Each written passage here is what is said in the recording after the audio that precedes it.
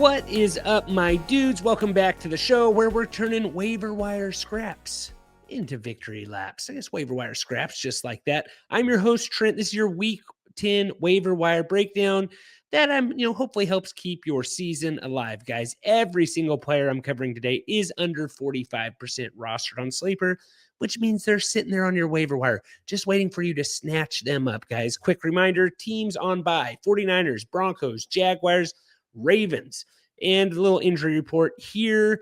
Week 10 injuries: Travis Hunter with the last-second IR, DeAndre Swift with the groin, CJ Stroud concussion, Matthew Golden shoulder, Kayshon Boutte hamstring, Aaron Jones shoulder, Tucker Kraft out for season ACL, Cole Kmet, Jaden Daniels with that gruesome elbow injury, Brian Thomas Jr. with the ankle, and Puka Nacua got a little banged up, but seems like he will be ready to go as far as Sean McVay is concerned. All right, guys, these injuries present opportunities. Pay attention to backups. Possibly some of these might get dropped on the show today. And quick housekeeping, we're doing QBs, running backs, wide receivers, tight ends, handcuffs, trending down players. You should maybe check if they get dropped. All right, let's get right into it, guys. Quarterbacks, these waiver wire ads at the quarterback are like stale nachos.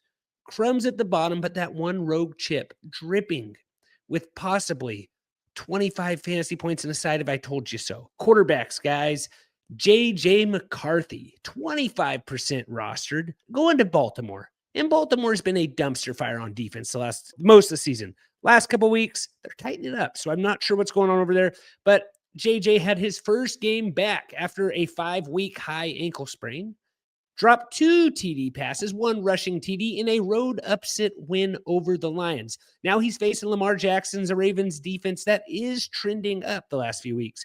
But he's got Justin Jefferson and Jordan Addison. Solid bye week fill-in with high-end QB2 upside, guys. Ravens are giving up 19.8 fantasy points per game to QBs. And the QB wire, it's barer than a streaker's rear on the 50-yard line. But we got some guys here with some fab. I like JJ, and potentially for a Jaden Daniels fill-in for the week. It's a rental. Let's see how it goes. Then Michael Penix Jr., 21% rostered at the Indianapolis Colts. Returned from his 1-game absence off the injury. Delivered his best fantasy performance of the season. 3 passing TDs. First time in his young career. All 3 of those TDs went to Drake London, who also had over half of Penix passing yards. Surprise, surprise. Held his own against that strong Patriots defense. We expect him to play in that solid low-end QB1 option. And then he's got the Colts this week in Week 10. Indy's middle of the road, giving up 17.3 fantasy points per game. All right, guys, next we have running backs. These running back waiver wire ads are slimmer than trying to squeeze into last year's jeans after pizza night, guys. But I got Isaiah Davis, 35% rostered, taking on the Cleveland Browns. Tough matchup, but he's coming off of his breakout performance in Week 8, 109 yards on just 12 touches. Jets had their best offensive game of the season versus Cincy's soft run D. Breece Hall trade rumors are heating up. It's coming up. Deadline's coming up. Final year of his contract. Jets are 1-7, not contending. Could move him for some assets. Hopefully not to the Cowboys. I'm really hoping Jerry Jones is selling right now and not buying, like I said, after that Monday night disaster. All right, if Hall gets traded, Isaiah Davis steps into a massive role. RB1 upside down the stretch. Needs to be stashed for now. And it may, they don't mind using 2 running backs. So I don't mind Isaiah Davis. Dylan Sampson, 20% rostered at the New York Jets, could be in line for some lead back role in Week 10 if Quinshon Judkins, is still injured. He likely sidelined coming off the bye. Who knows? Sampson had 0 rushing yards in that blowout loss, but he had 5 receptions for 29 yards. First choice for running back duties if Judkins isn't ready. Sneaky PPR upside in a committee.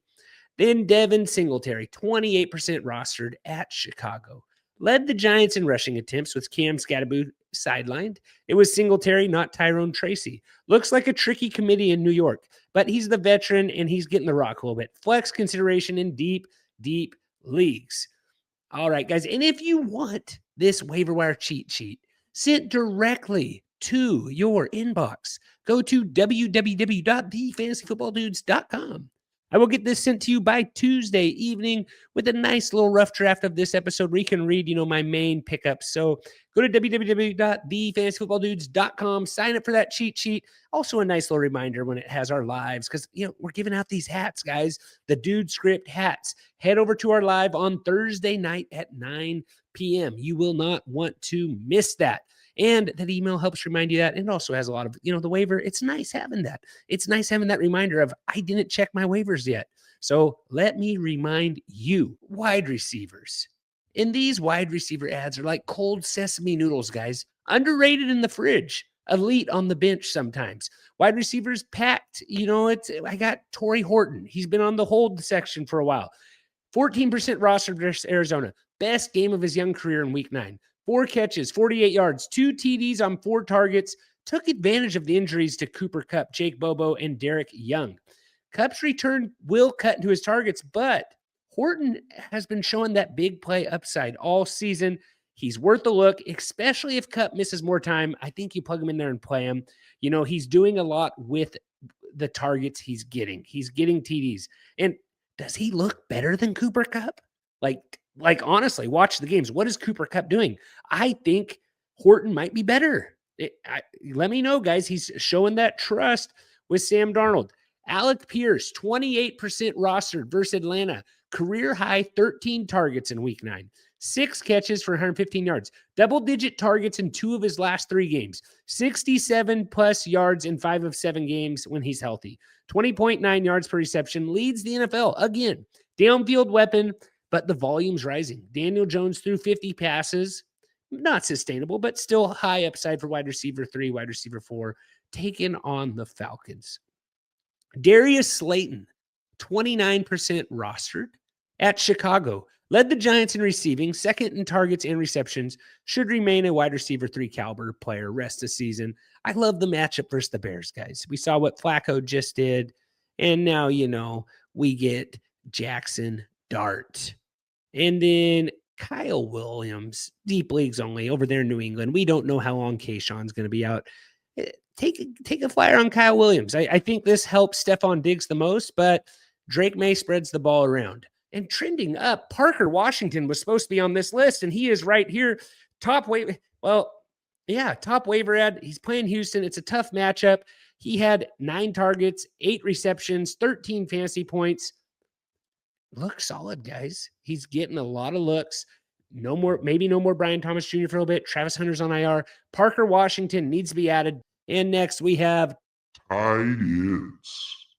And tight ends are like that 3-day-old tuna salad. Looks fine, smells a little off, but sometimes it's that sneaky 2 TD special. Sometimes it just hits.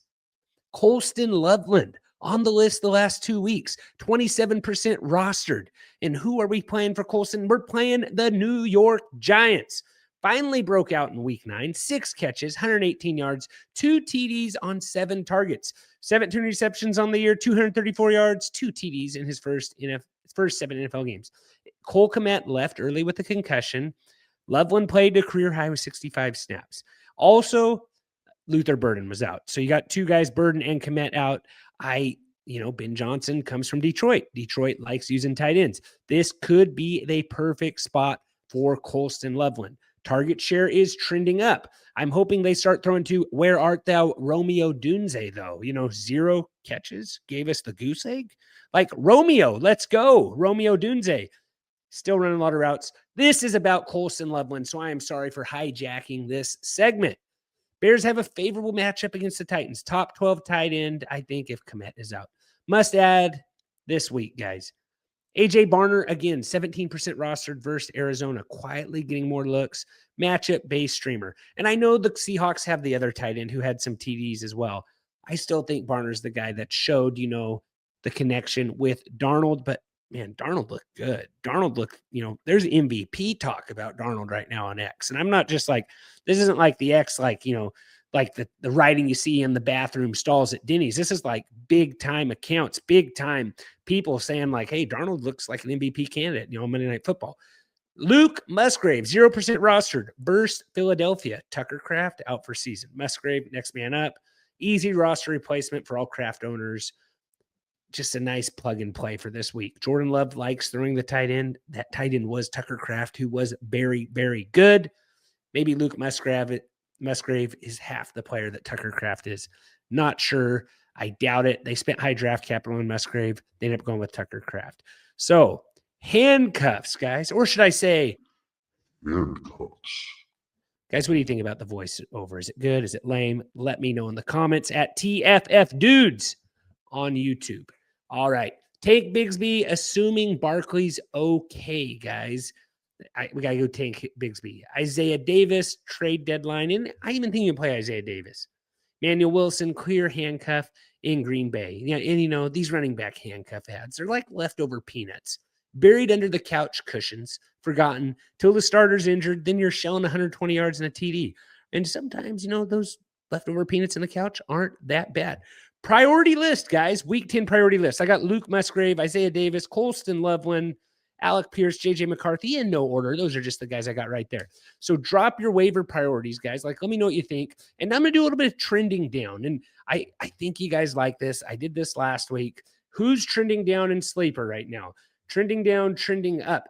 Also, defenses, Browns coming off a bye. They're only 20% rostered. Browns are a very solid defense, taking on the Jets, which you never know what you're going to get out of, Justin Fields. So trending down, Jaden Daniels, Tucker Kraft, Brashard Smith. I still think Brashard Smith is worth the handcuff, guys, if you have the roster room over there in Kansas City.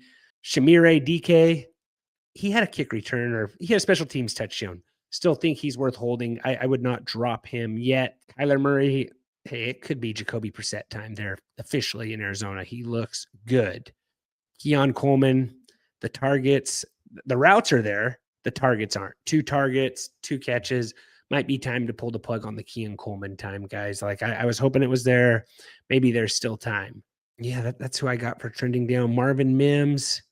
In a shootout, I don't mind Marvin Mims. Playing the Raiders this week. Maybe he's okay. Isaiah Davis trending down, coming off the bye, like he's on the list. Adam Cooper Kupp. I think Tory Horton might just be better. Cooper Kupp has 1 TD on the season. Tory Horton scored 2 last game. He just has a little bit more juice, guys. Jerry Jeudy trending down. Hey, a trade could really do something for Jerry Jeudy. So I know it's hard to hold him, but if a trade happens, you might be happy you had him if you got some room. That's what I got for trending down, guys. Trending up, I talked about that there. What do you guys think? Hopefully you guys picked up Manungai the last 2 weeks, and hopefully you had a good week. Let me know what I missed, guys. So drop your waiver priorities in the comments. Who you guys targeting? And if your league, and just remember, waiver wire is a war. Okay. And you got to do everything you can. Waivers are a war. That needs to be a t-shirt. Waivers are a war. I'm going to war. I'm doing waivers. Leave me alone. All right. Smash that like button like it's worth 30 fantasy points, guys. Subscribe if you haven't. Ring that notification bell so you never miss any of that content that could win you your fantasy championship. Good luck on waivers. I'll catch you in the next one. And as always, guys, take care.